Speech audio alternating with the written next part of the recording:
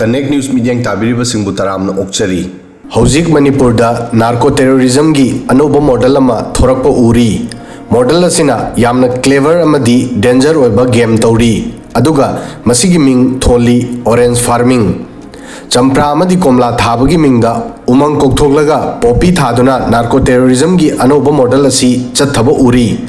Mapanda yengbada chingda wahi ki cultivation manba yai adubu masigi depta changsinbada poppy cultivation amadi illegal encroachment gi adugumba network uba phangli. Masina state ki security amadi environment animakta cancer gumna tabna chasilakli. Handak Kangpokpi district ki ke songlung khunda thokiba thaudo asina hairiba nexus asigi expose tauri. Farmhouse kharabu village ni haina uttuna international level da Kuki singna propaganda sandokli. Aduga masigi Marumda poppy cultivation gi black market sandokli.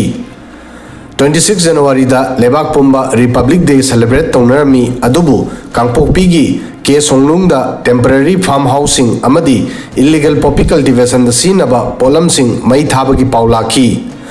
Thaudo asigi Jeliangrong United Front ZUF na daitaloki. Naga area da illegal poppy cultivation, unauthorized encroachment amadi mari lenaba structure singda target toba action ni haina ZUF na hairi. Masida Committee on Tribal Unity Kotu amadi Sadar Hills Chiefs Association amadi atopa Kuki Civil Society Organization singna masibu social media da ingna chigna lejaba tribal village amada attack tobani haiki. Social media da komla yamna panba komla pambi singi image share tauri amadi masi claim tauri madudi masi subnagi uhai puthokpa khunni adubu government record amadi ground reality yenglobadadi narrative asi ona tainaba uri official data na kari hairi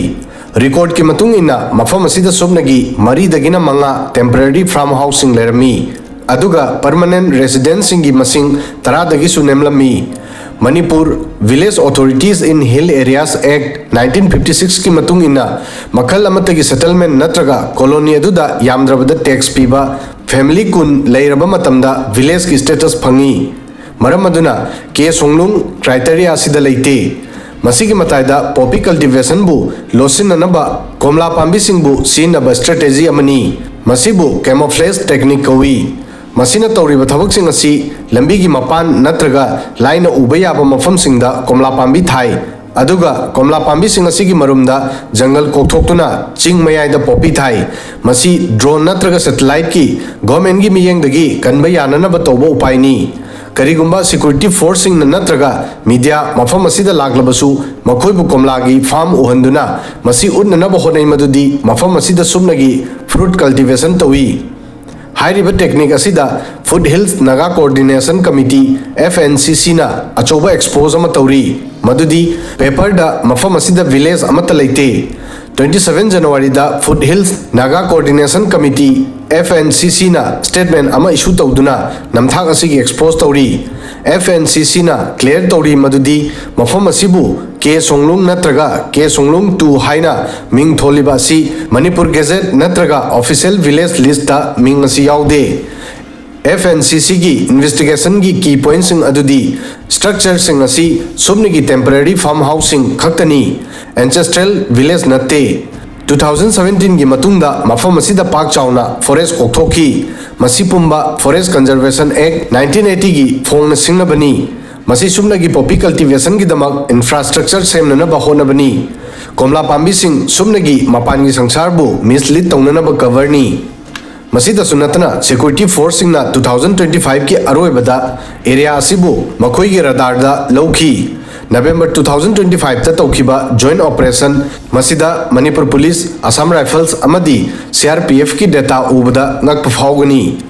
data sing asida masi mayek sengna udli madudi orange ki village udli ba mafam asi tasengna poppy gi processing amadi storage ki achoba center amani masi subna gi drugs ki issue da natte masi gi marumda deep oiba political motive su yauri miscreant element khara fake village gi mingda goal kaya chip taunana bohonari aduga miyam dana victim card sanari forest land occupy tauraga मसिबु tribal rights की मिंथोल पीरी Naga dominated area सिंगबु नत्रगा protected forest सिंगदा settle तौसिंदुना territorial claim बु हेन मपांगल कंखत हली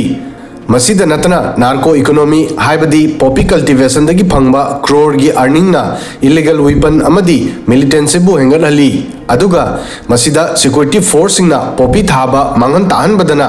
मसिबु लाइरब लौमी सिंगदा नमथबा अमदी ओटपनैबा ओइना उत्तुना इंटरनेशनल लेवल दा इमोशनल ब्लैकमेल तौदुना मणिपुर की इमेज थियली अदुगा अतोपनकल अमदना पॉपी कल्टिवेशन असिना एनवायरनमेंट बु डिस्ट्रॉय तौरी चिंग सिंग मरु कोगलगली उमंग वामंग कोकथोक्तुना लैंडस्लाइड की डेंजर हेंगदहली वाटर लेवल हंथरगली चिंग की लोक अमदी इसिंग चाइबिसिंग की इसिंग पॉइजनस ओहली पुनमक्सिंग असी येंगलोरगा प्रॉब्लम असिबु डील तौबदा गवर्नमेंट जीरो टॉलरेंस की पॉलिसी एडॉप्ट तौफम थोई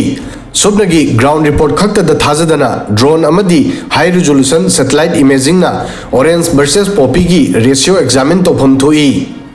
विलेज एक्ट पु फॉलो तौदुना फैमिली कुल लेत्रबदी नत्रगा ऑफिशियल गेजेट याउदना सेटलमेंट अमतबु गवर्नमेंट बेनिफिट नत्रगा रिकॉग्नाइज तौफम थोक्ते असुमना हंदक कांगपोकपीदा कोमलागी नुंगसिरबा मनम की मरुमदा पॉपी की नमथीरबा मनम लोटलिबा सी लेबाक मांगदा पुथोकपा दरकारनी मणिपुर बु ड्रग फ्री ओहेनबदा सुबनगी पॉपी पांबी यांथटपा खक्तना यारोय इलीगल ट्रेड की सील ओइरिबा फेक विलेज सिंग असिगी रूटता अटैक तौबा तंगाइफदे कोमलागी माइखुम असी हांगदोक्त्रिबा फावबा मणिपुर की शांति अमदी सिक्योरिटी दा अमुबा लेचिल की मपैगुम पाइदुना लेखिगनी वीडियो सिदंग असिगी दि मतंग असोय फावबदंग थागसरी